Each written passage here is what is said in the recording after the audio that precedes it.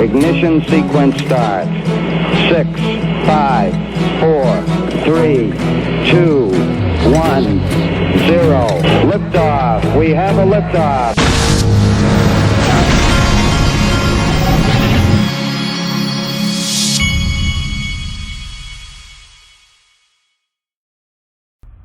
Hey everybody, this is the Digital Asset Investor, and I want to show you this clip right here because this guy's making a point about what would happen if like Coinbase and some of these exchanges start to bail from the US, and I want to make another point. Also, this one scared me quite a bit. Coinbase said to consider leaving the US if regulatory clarity doesn't emerge. This is a problem. If Coinbase decides to bail, you are literally left with a handful of small exchanges and Fidelity. That's what you're looking at as a US investor. In essence, you have been debilitated to a point of being able to keep up with the rest of the globe in being able to do your investment strategy around digital assets. This is another big problem that will only do the things exactly what Tom Emmer said yesterday when he was talking, or I should say grilling, Mr. Gensler. And that was, we are about to offshore innovation at a pace in which we've never seen before. Exactly. He's making a really good point. I did want to bring up Uphold.com is a better exchange than Coinbase. And so that's one thing. Everybody's staring at Coinbase. Most of us haven't used Coinbase in forever. Uphold's a lot better.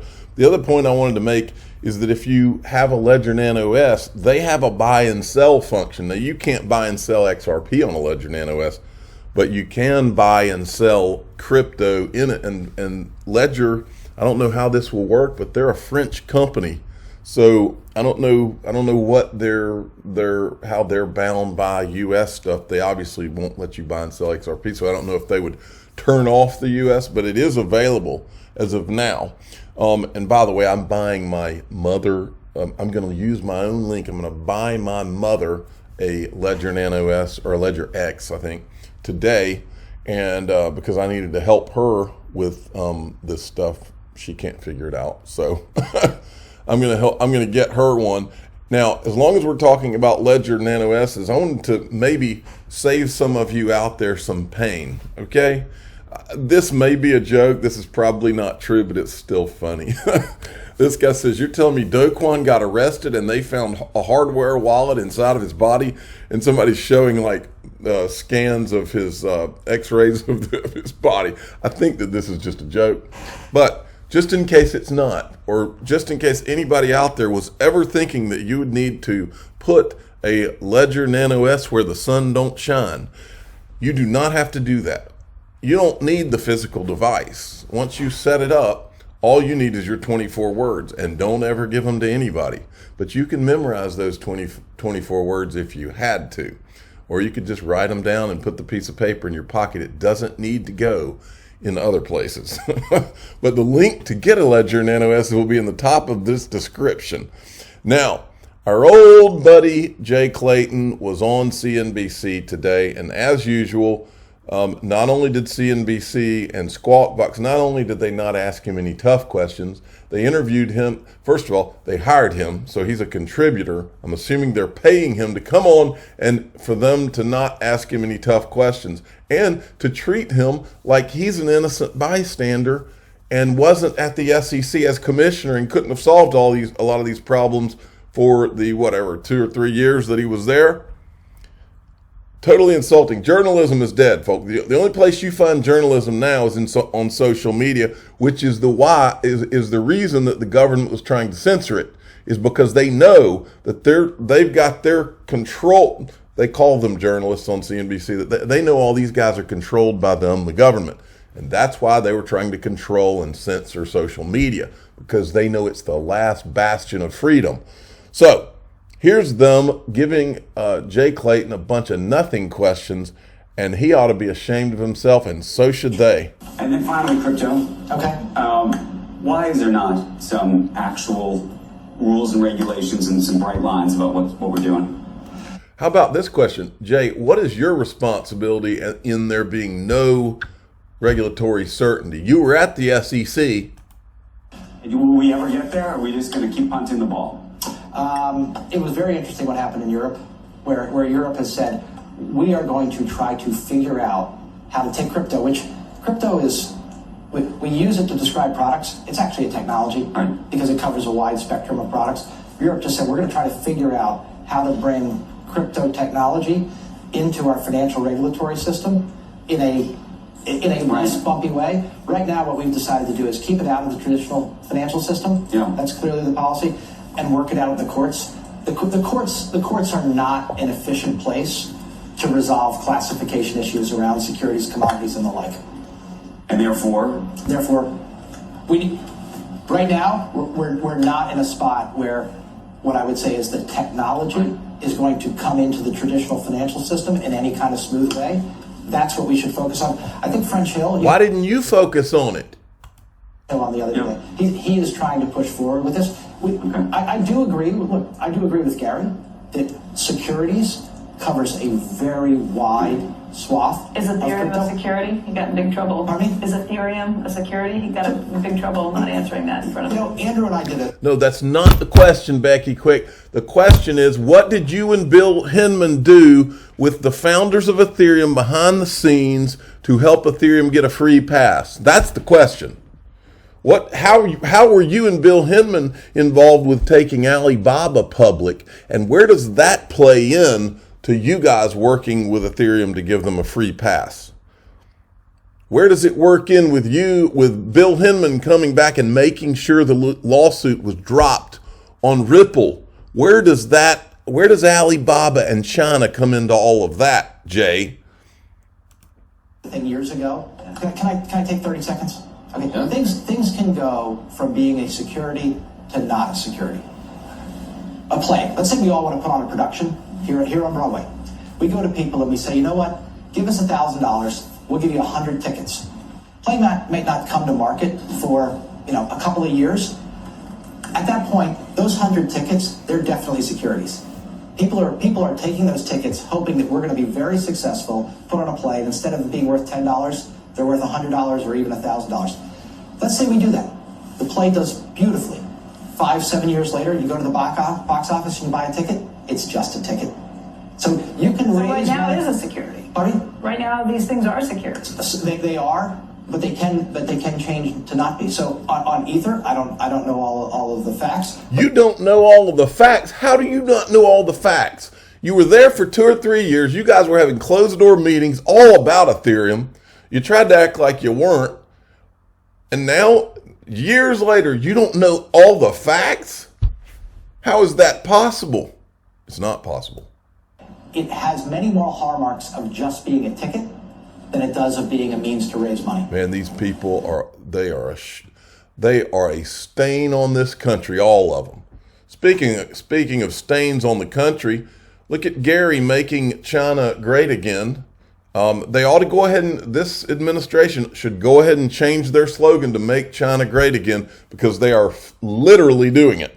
Here's breaking. Gemini joins Coinbase in offshore expansion, expanding their services into the Asia Pacific region.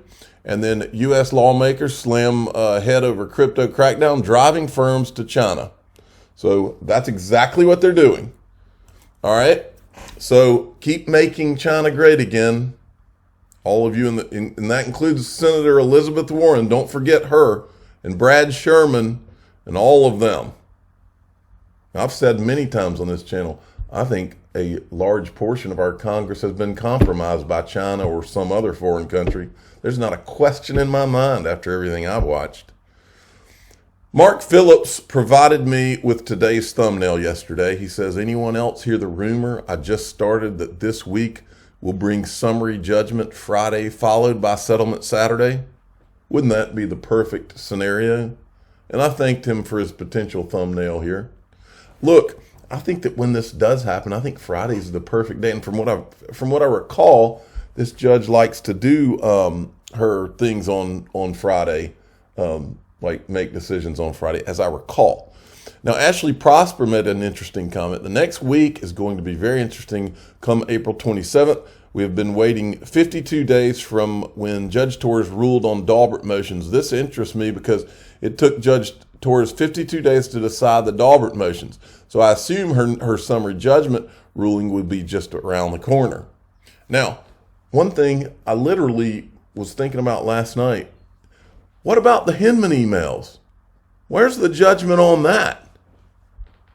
Is that part of Gary's active discussions? I don't know. Now, I saw this clip this morning. I was going to play it. I don't think I'm going to play it. This is John talking about what a tough decision that Judge Torres has, and that's probably why she's taking her time. I think I've shown that before. I had put it in the lineup, but I don't need to show it. I'm going to just move along. Then we've gotten this from Patrick McHenry announces hearings to be held by the subcommittees on digital assets, financial technology, inclusion, national security, illicit finance, and he should include on the current administration making China great again, okay? Because that's what they're doing.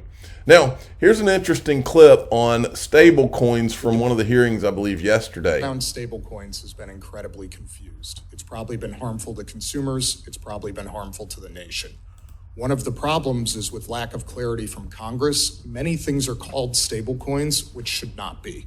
What we need is clarity to define stable coins so that we understand that stable coins built right are actually not new and are relatively mundane financial instruments. If you look at frameworks that have worked, like the framework from the NYDFS, these things look like conservative banks, maybe government money market funds. These are the sorts of things we know how to address as a financial system. We can regulate them. In the current environment, our regulation is currently chaos for stablecoins. If I am an issuer and I want to create a stablecoin, I technically don't know if I'm going to be answering to a state regulator, a federal banking regulator, the SEC, the CFTC. It's unworkable. And what this means, and it pains me to say this as an American, is that things are moving offshore. Right now, over the past year, the biggest winner has been Tether. They are offshore. They don't work well with us. They facilitate some activity they probably shouldn't. But the chaos is leading that stablecoin to grow while others shrink. The other thing that's happening is other countries are moving into this space. Just this morning before the hearing, I saw news that Russia is exploring legislation to formalize their ability to transact in crypto. If we don't take the field, others will do so before us, and they may not be doing it in ways that we like. So in the end, this matters. I would call upon the subcommittee to think deeply about passing some sort of bill about stablecoins. We can't let perfect be the enemy of good when one of our enemies here is time. Right now, doing this right will bring financial inclusion through the dollar to billions of people globally. This is not just a US concern, and it reinforces the strength of the dollar in the world. It will help us fund the deficit. Every dollar that goes into stablecoins ends up in traditional financial instruments that we can use to fund our government, like T-bills. It will bolster our reserve currency status, and it will ensure that if the blockchain continues to grow at the pace it has from 2012 to present, the standard of transaction on there for a currency is the dollar.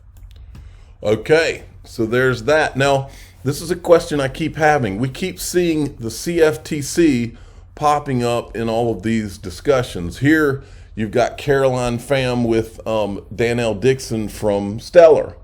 Okay, but the problem I'm having is during ETHgate, CFTC and SEC were working together. During FTX, CFTC and SEC were working together. During Operation Choke Point 2.0, CFTC and SEC were working together. Gary Gensler brought up that he works closely with the CFTC. So I'm having a problem reconciling this. And I think the CFTC should say something. Are they pro-crypto or are they cracking down on crypto? Which is it? Because they're hopping on stage with these people as if they're a friend to crypto. But we know that the things I just mentioned are true. So which is it? Tell us the truth, because I'm confused. And Caroline Pham, she presents herself as a friend to crypto. In fact, she used to follow me until I questioned this. Now she doesn't follow me anymore. And all I'm doing is asking a common sense question here. Okay? Common sense. This is basic common sense. I want to know. Are you in or are you out? Are you trying to make China great again too? Or are you pro-USA? Because Gary Gensler and friends seem to be wanting to make China great again. Jay Clayton, remember, Jay Clayton and Bill Hinman, they helped take Alibaba public. And don't forget this either, people, if you weren't around. Let me give you some history. Remember that deal Ripple had? While we're looking at Caroline Pham here, remember the deal with MoneyGram that Ripple had that they lost once the lawsuit was initiated against them? Well, MoneyGram then went over to Stellar, okay? Now, guess what else? Alibaba, or the Ant Group, was going to buy MoneyGram back in the day. And Trump denied that purchase. After he denied the purchases, when Ripple partnered with MoneyGram, and then Jay Clayton and Bill Henry were the ones that took Alibaba public, and they are also the ones that gave Ethereum the free pass and made sure that the lawsuit was dropped on Ripple. So the same company, Alibaba, which is a subsidiary of the Ant Group, the same company that wanted to buy MoneyGram and was denied, Ripple then came in and bought it. The same guys that helped those guys go public and have Chinese colleagues. We've seen the pictures of Bill Henry. Those same guys are the ones that made sure Ripple got sued. Is that something that should be looked into? I think so. I'm the digital asset. I was going to show you this last thing here. So Brian Armstrong and Coinbase, they were in the UK the day before yesterday. Then they popped over to the US. I couldn't remember if I showed this or not, but anyway, it looks like they're trying to say, look, we're over in the UK. We're going to do business there. If you guys are going to shut us off, do you want to be? Is that who you want to be? Do you want to make China and the rest of the world great again while at the US's detriment? So far, it looks like they all do. So we'll see. I'm the digital asset investor. I'm not an investment advisor. This is for entertainment purposes only. Please subscribe, hit the like button, and tell your friends and family, do not put a Ledger Nano S where the sun doesn't shine. Just memorize your 24 words. The link to that ledger is in the top of the description.